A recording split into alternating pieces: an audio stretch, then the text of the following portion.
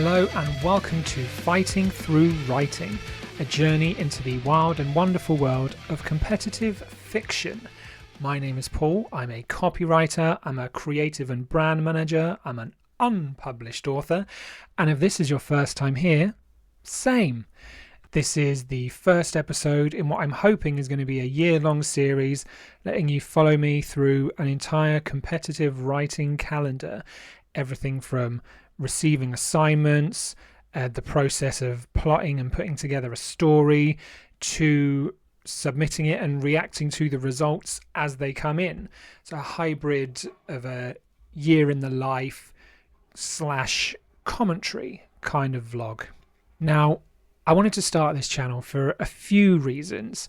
Number one, I've always wanted to do something creative. Ever since I was a child, I first started out doing illustration and graphic design. I've dabbled in music, I've dabbled in fashion, and I've always kind of cycled and alternated between the three of them, and none of them have ever really stuck. The only thing that has been creative writing, which ironically is the one that I never really considered as a career path. And I think a lot of that has to do with the fact that the subject matter I tend to write about has always been more on the guilty pleasure side of things, as we will talk about in a bit. But in recent months, I found myself getting really into AuthorTube and AuthorTalk and getting inspired by seeing all of these creators talking about their passion for writing and their processes and things like that. And I kind of have just got to the point where I'm like, why not? Like, guilty pleasure or not, this is something that has been a real big consistent part of my life for so long now, and it is something that I'm really passionate about. So why not see if we can make something of it, see where it goes. Number two, I've not really seen anyone else discussing the kind of subject matter that I write, either on here or really in general, to be honest. Like, I know that there is a community out there, right? Again, I've been a part of it for many years now, but I don't know whether the algorithm is just refusing to serve it up to me, or whether it genuinely just doesn't exist.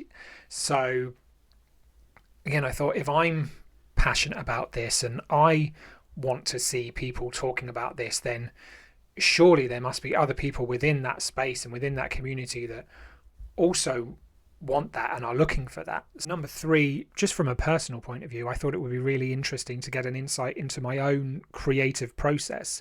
So I've always been very much a pantser when it comes to creative stuff.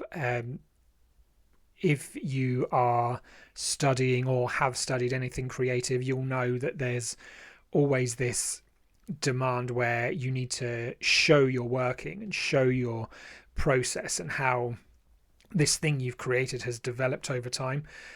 And to be honest, my brain doesn't really work that way. I'm sure I'm not the only one, but with me, it's very much have an idea, do the idea, here is my idea.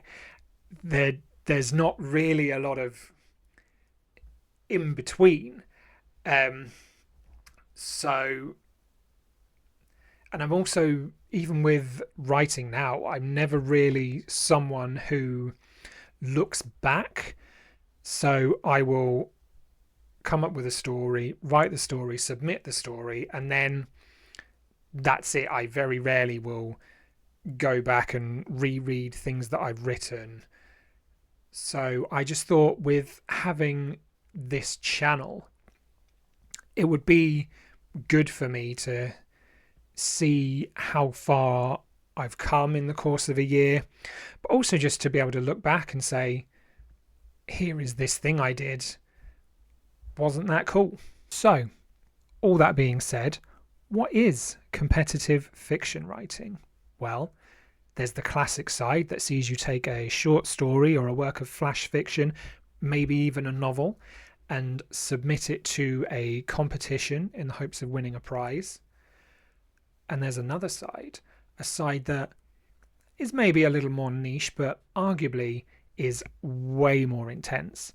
It's a side that sees a group of like-minded people coming together with their characters and collaborating to build this living, breathing, ever-expanding universe in which they compete against one another to become the undisputed champion of professional wrestling.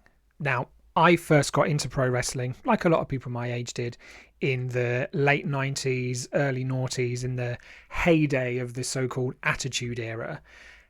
And the interesting thing with the Attitude Era is there's a lot of nostalgia for it right now, and a lot of people on YouTube and within the wrestling commentator sphere going back and re-watching those old shows and old pay-per-views and finding that a lot of the actual wrestling doesn't really hold up.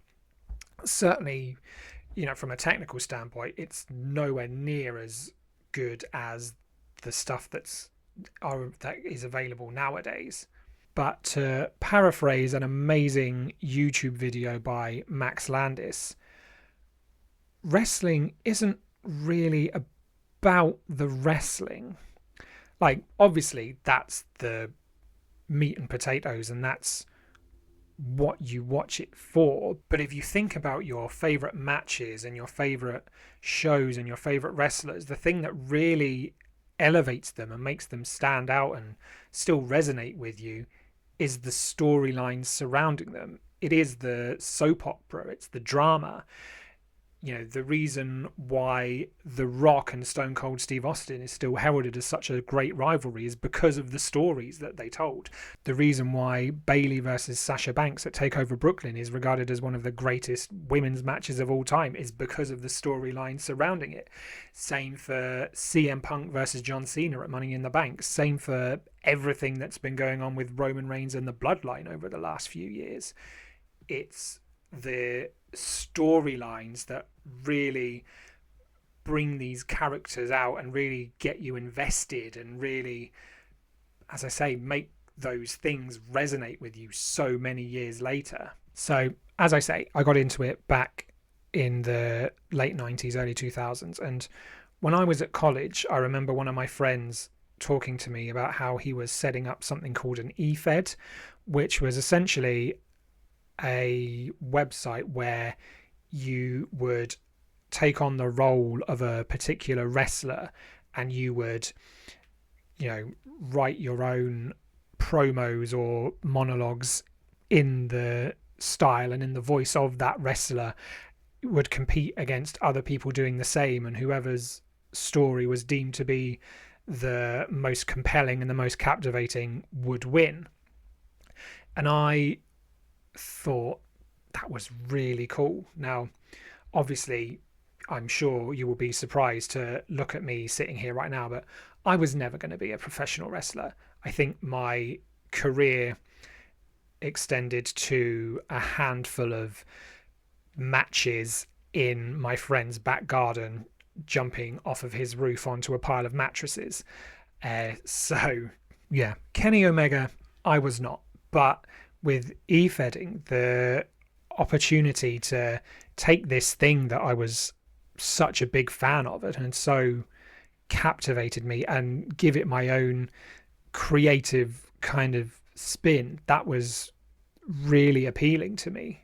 But unfortunately, that particular e-fed didn't last too long, and to be honest, nor did my interest in wrestling. Again, like a lot of people my age, we kind of started to grow out of it, and equally the product at the time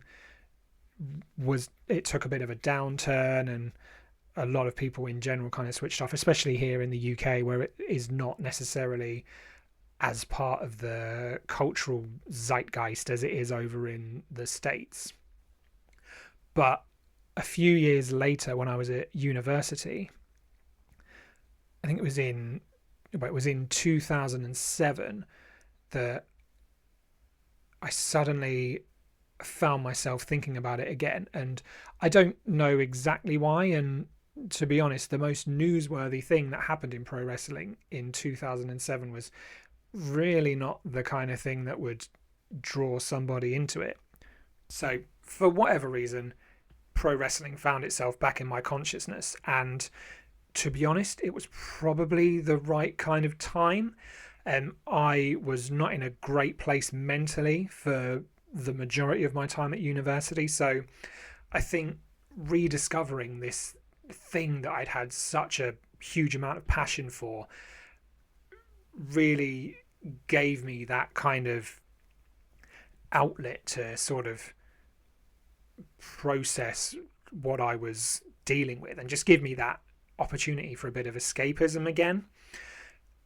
So it was around late 2007 that I found myself looking into e-fedding again, and I found all of these different websites now that they weren't people taking on existing wrestlers, they were people making their own wrestlers and their own characters and telling their own stories. And again, that was something that really sort of captured my interest and really spoke to me as a creative person and someone who wasn't finding themselves able to be as creative as possible with what they were supposed to be doing at university. So I took the plunge, I created my first character, and I started writing. And now, nearly 20 years later, here we are, ready to literally write that next chapter. And that